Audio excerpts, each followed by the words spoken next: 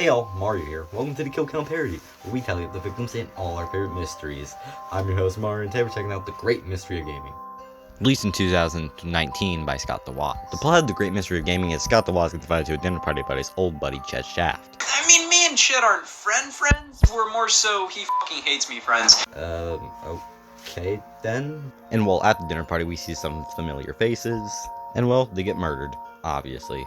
The original plan for the video was to take place on a train. At the time, I wanted this to be a murder mystery on a train. I wanted to do this on a train because I went on like this murder mystery like train ride sort of thing where it was a dinner train where you would go on this train and they would serve you dinner and they would play like this dumb little cheesy murder mystery thing. But I saw that they would allow you to like rent out the train for yourself. Like you could just rent it out and you could be the only people on the train. And I thought like, man, what if I rent it out and then we film on the train, so then it could be this fun little like it's, you know, a murder mystery on a train. Of course, there would be a lot of logistical problems with that, considering that, you know, trains are very loud, or at the very least, like, it's just like we would have to film very quickly, because I didn't know how long that train ride would have lasted. Chet Shaft, known as Scott the Woz's friend as Will, was not actually supposed to be the main person who brought everyone to the dinner party. It was instead supposed to be Scott's friend Jeff, who played Case Swift in It's the Barton Band Christmas. How many people die when we're trying to solve the greatest mysteries of gaming? Let's find out and get to the kills.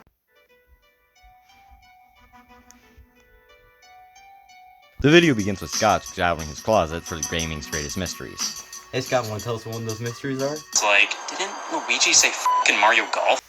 Huh. Alright, yeah, I'm pretty sure he said it. While in that closet, he manages to find his first fan art of Madden. He then finds a letter from his old buddy Chet Shaft. We then get some flashbacks of when Scott used to work there. Scott then decides to read the letter. You have been cordially invited to a dinner party celebrating us all making it this far in life. I knew living would get me somewhere someday.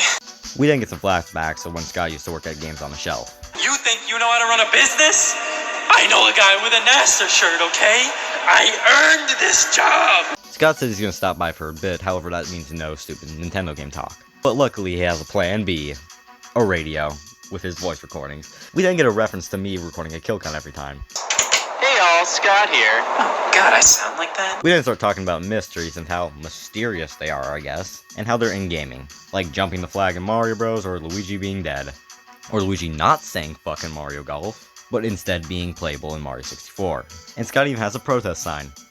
Basically, the statue in Peach's garden, by the booze, says some random gibberish, but you have to slide on your Virgin goggles to see actual text that reads L is Rio 2401. People just assume that the L meant Luigi, as well as 2401 meaning coins number.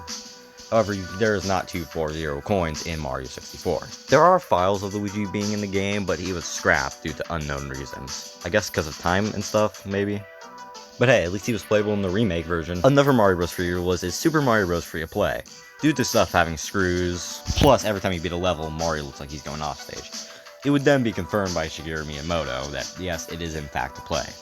We then see Scott arrive at the dinner party, as well as some other characters. And the characters introduce themselves. Jeb, vegan, who also really likes... Is it Gex Night? I've been waiting for this for years. Oh, is it Gex Night? I love Gex Night. Oh, I love Gex! Fucking lizard Gex. Oh my god. Oh, if you were a Gex fan, you get that. It's the Gex. Anyone up for round Gex? You know what I like about Gex? Consistency. Terry Lessler being a nerd, he also has his own pumpkin patch, Officer Steel Wool Justice supporter, and first appeared in a very Madden 08's Christmas. Rex Mose, school dance chaperone and historian, he also really hates sex just as much as he hates. Alright, you know what? That's the last f***ing straw. Alright, I don't f***ing need this. Alright, you, this, and Tennis. And Wendy's employee, a Wendy's employee, who would die later in Mario Party 2 or Party Harder, as well as the funeral. He also has a brother named Target employee. Scott asks how they all know who Chet is. So how do you all know Chet? He was a former vegan, and he bought milk. That son of a bitch! I pulled him over for money laundering. I'm chaperoning his dinner party. He stole a Baconator. That son of a bitch! We see the TV turn on and it says a message from Chet Shaft. Everyone looks at it and we see Chet Shaft come on screen. He starts explaining what the dinner party is all about. He then says due to some reasons he can't be there right now. And he also has an old family recipe for this dinner party. But please, feel free to help yourself to an old Shaft family recipe.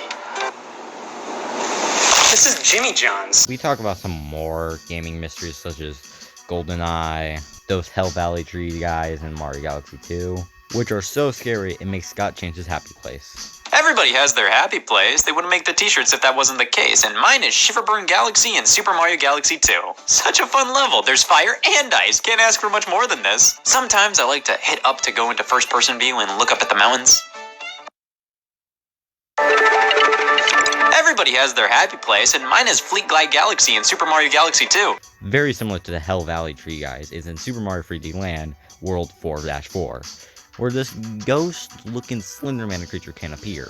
We cut back to the dinner party and we see Ched Shaft saying that he's going to explain his gratitude to everyone who came to the party. Ched thanks Terry Lessler as well as Jeb for making carrots taste good or something like that. I don't really know. Then we get one of the funniest Scott the Woz moments ever. Strong acts of veganism. Carrots wouldn't be the same without you. Rick Mose. Without you, I wouldn't be an alcoholic. It's Rex! It's so fucking funny. It's one of my favorite scenes in the entire video. Probably my favorite Scott the Woz moment. The way he smashes the can and the sounds that come out is fucking funny as all hell to me. He then thanks Officer Steel Wool for his years of service. Same thing goes for Wendy's employee. And he thanks Scott for, And Scott, without you, I wouldn't have lost my job at Games on a Shelf. Ched Shaft then thanks everyone for coming, as well as tells them to have a good party and dig into the food. We then hear the power cut out, and Ched Shaft is now dead. Not really sure why the TV got moved as well, but okay. Scott runs over and sees that he's dead. Everybody kind of starts panicking in a way. They're not really too scared, I guess. Alright, listen guys, I'm not one to leave the party early, but when people start getting murdered, that's where I draw the line. Yeah, somebody's been murdered. Yeah. Yeah, can you pick that up on the way home? Scott tells everyone that they can't leave because the party ends at 9. Not right now. Steel Wool says he'll stay. And Scott decides to get this murder out of the way by listening to some mysteries. Stuck a series with just as many mysteries as it has dead civilians. Somebody f***ing die! We talk about GTA San Andreas, and how there's Bigfoot in the game. He is nowhere to be found in the game, by the way, so that was a lie.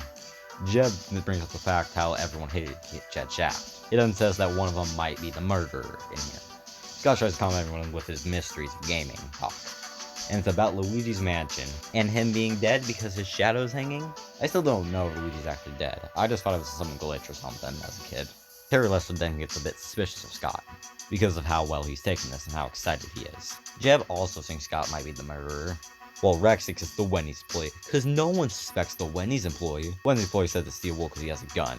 Steel Wool thinks it's Jeb because he has a knife. It is a knife. Yeah, for fun, not for murder. Scott decides to see who murdered him by a show of hands, but that doesn't work. We then talk about if jumping the flagpole in Super Mario Bros. Is possible.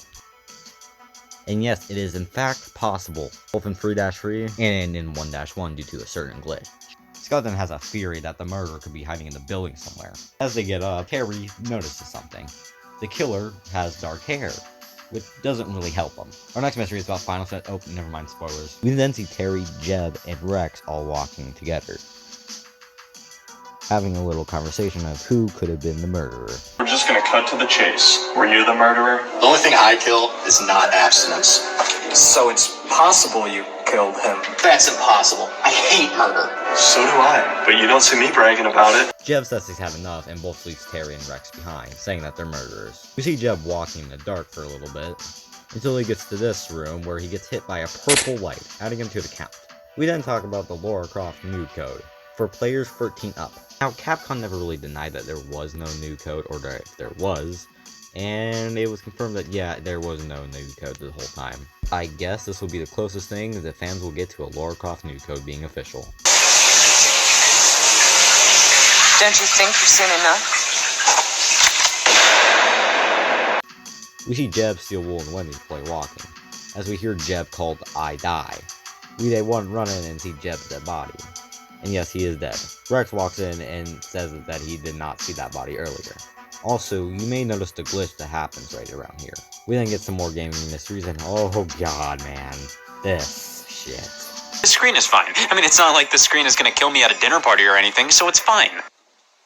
It's a common saying. We didn't talk about the Taka song, which if you don't know, sounds like this.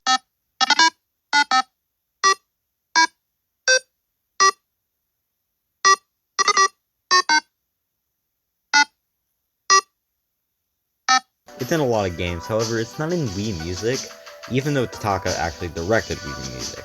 Seems like everyone's happy about these mysteries. However, the elevator opens up and we see Terry Lessler dead. Great. Now there's only 4 people. We didn't talk about gaming's creepypastas, which, yeah, I'm just gonna be honest, most of these are kind of just eh.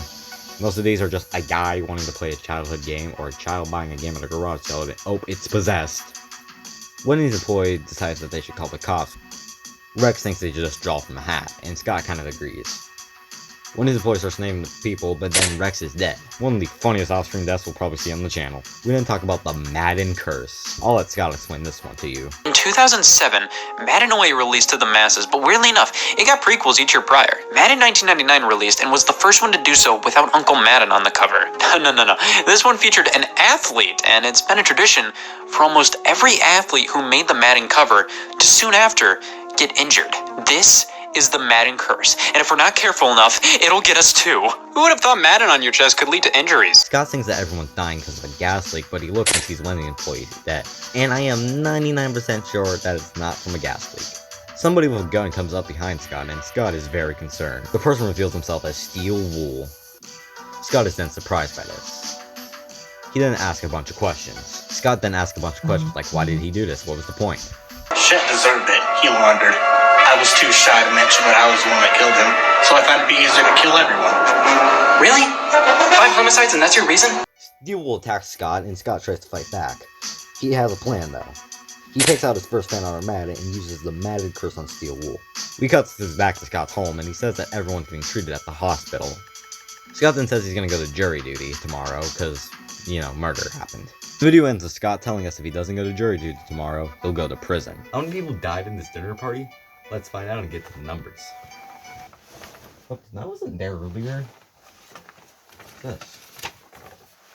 Oh yeah, that dinner party I'm supposed to attend. It says like to bring a costume and stuff. Do we even have like a costume? No, I mean, I guess I have an Harry Potter robe. I guess I'll wear that.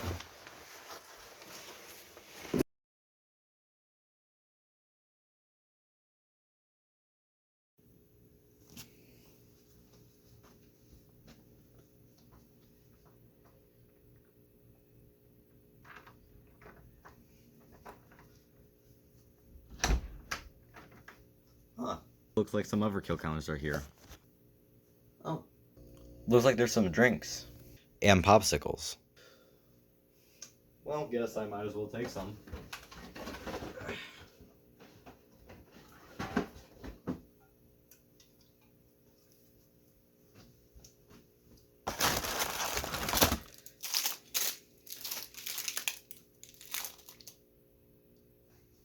Looks like it came just in time. They're about to celebrate everyone who came to the party.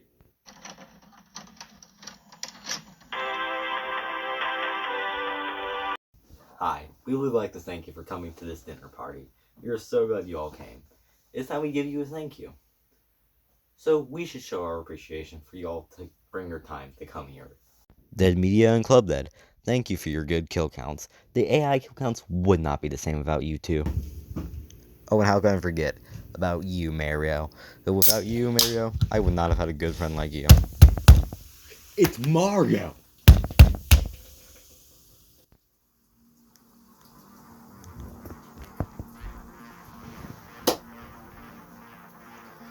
I counted 6 kills in the Great Mystery of Gaming.